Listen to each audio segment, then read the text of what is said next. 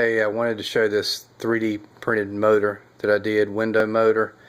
Got the circuit here using a quarter of this circuit, which would be, I guess, considered the Bedini bipolar half circuit, running with a 19.2 volt Craftsman battery. And you can see along the outer edges here I've got the flywheel on each side, 3D printed rotor with the holes for the 1/2 inch bolts, which are 1 inch long.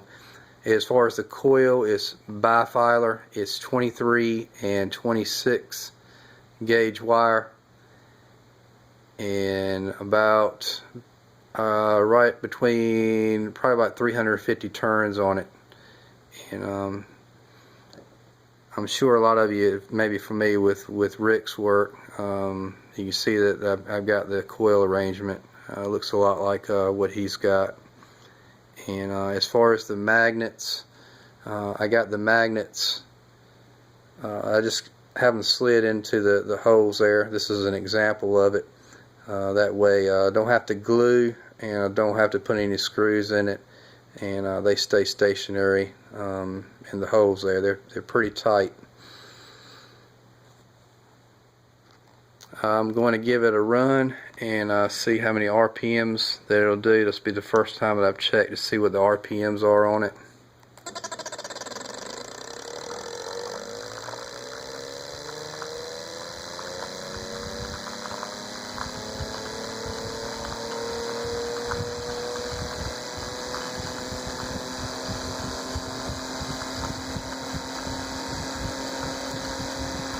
It seems to be moving a whole lot of air.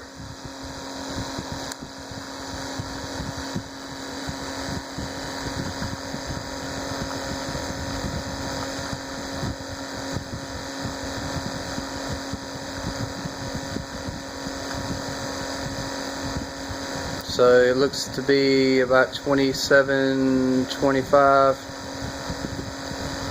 roughly there.